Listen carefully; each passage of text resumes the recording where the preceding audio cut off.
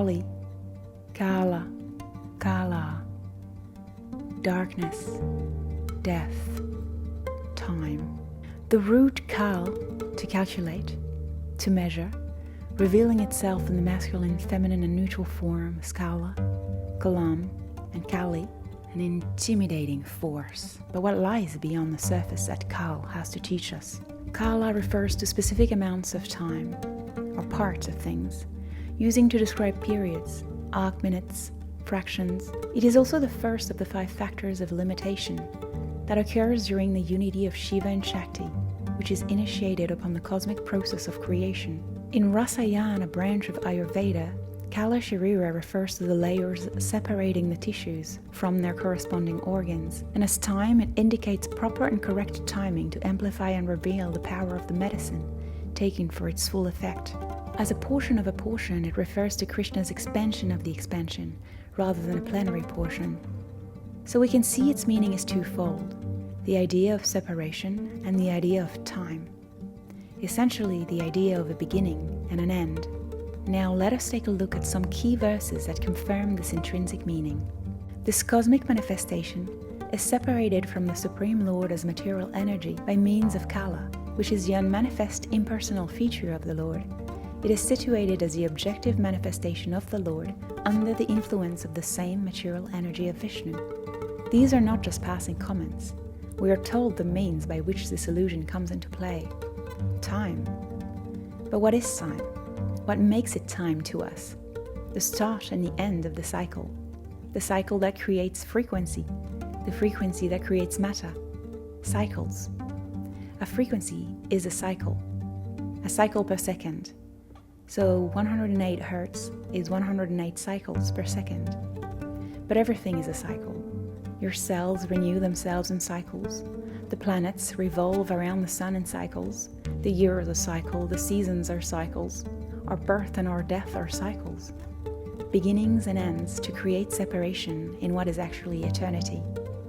Time itself is eternal. That is why Kāla is described as eternal time, without beginning or end.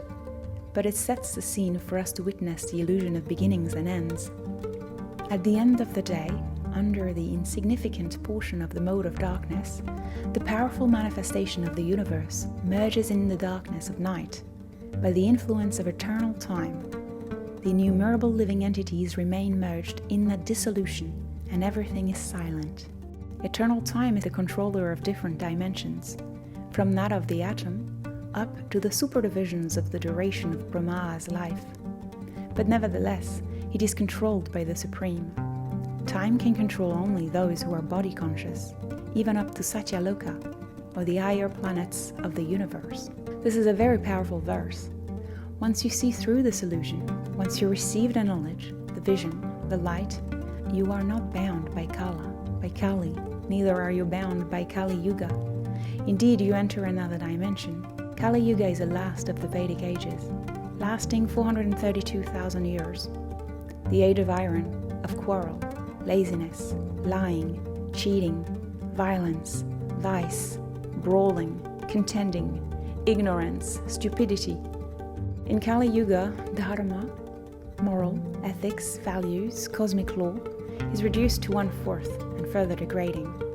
Sutta Goswami said, Maharaj Parikshit, thus being petitioned by the personality of Kālī, gave him permission to reside in places where gambling, drinking, prostitution, and animal slaughter were performed. The personality of Kālī asked for something more, and because of his begging, the king gave him permission to live where there is gold, because wherever there is gold, there is also falsity, intoxication, lust, envy, and enmity. So Kālī rules degrading distraction, and we can see it in the way she is depicted, a dark, powerful force indeed, literally lowering the frequency of our realm by subduing and inviting us to experience false, temporary enjoyment in degenerate conditions, distracting us so time slips away from us, so sneakily.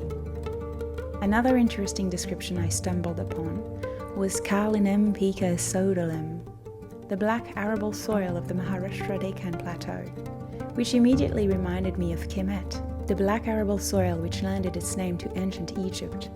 and of course to alchemia, in reference to the Negredo stage, the first stage of dissolution, disintegration, the black stage.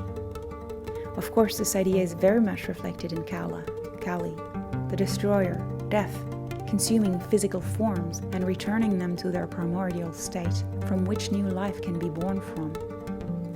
In both those parts of Egypt and Maharashtra, the dry clay soil shrinks and cracks intensely during the dry season and provides deep gaping holes to be refilled and to allow the soil to be renourished and redevelop new life in course of time.